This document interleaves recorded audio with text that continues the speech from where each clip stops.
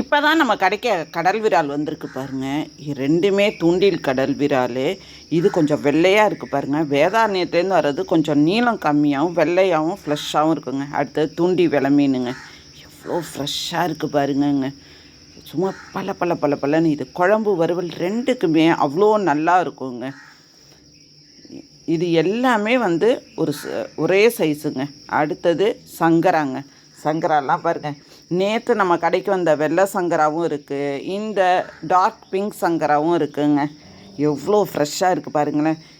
பெருசாகவும் இருக்குது, சின்னதாகவும் இருக்குதுங்க. இந்த கண்ணில் மஞ்சக்கோடு வந்தது சும்மா ஒரு 2 3 தாங்க இருக்குது. இந்த சங்கராலேயே அந்த சங்கரா பயங்கர சுவையாக இருக்குங்க. இதெல்லாம் நீங்கள் முழுசாக குழம்பும் வைக்கலாம், பீஸும் போடலாங்க. அடுத்தது செங்கொடுவாங்க. 700 800 அந்த மாதிரி வெயிட்டில் இருக்குதுங்க. இதோட ஃப்ளஷ் எப்படி இருக்குன்னா கொஞ்சம் சாஃப்டாக இருக்குங்க.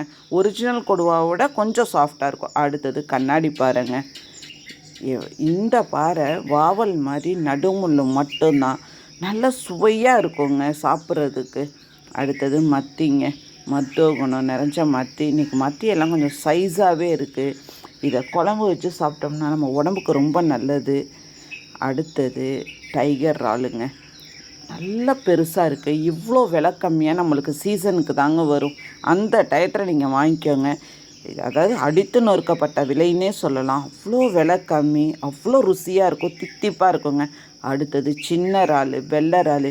இதோட சுவைக்கு முன்னாடி எதுவும் நெருங்க முடியாதுங்க. நம்ம எப்போதுமே இறால் மட்டும் வெரைட்டி தாங்க. என்ன நடுவில் கொஞ்ச நாள் இறாலே நம்மளுக்கு கிடைக்கல. அதுவும் போன வாரம் கொஞ்சம் கம்மியாக வந்தது, இன்றைக்கி நிறையாவே இருக்குதுங்க. அடுத்தது கோடியக்கரை நண்டை கொண்டாந்து குவிச்சாச்சு. இன்றைக்கி காலையிலே சும்மா பனி கொட்டுதுங்க. வெயில் காலத்தில் இருக்கோமா பனிக்காலத்தில் இருக்கோமான்னு தெரியாத அளவுக்கு. அதுக்கு இந்த நண்டை எடுத்துகிட்டு போய் நல்ல பெப்பர் போட்டு சமைச்சு சாப்பிட்டிங்கன்னு வச்சுக்கோங்க, அவ்வளோ இதமாக இருக்குங்க. அடுத்தது கலிங்க முரலுங்க. அவ்வளோ ஒரு ருசியான மீன், அவ்வளோ நம்ம உடம்புக்கு நல்லது. பச்சை முரல்னு சொல்லுவாங்க. அவ்வளோ சுவையாக இருக்குங்க. அடுத்தது அயிலைங்க.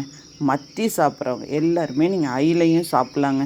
எப்பொழுதுமே கோடியக்கரை அயிலை, அது கோடியக்கரையாக இருந்தாலும் சரி, புஷ்பவனமாக இருந்தாலும் சரி, வேறு லெவல் டேஸ்ட்.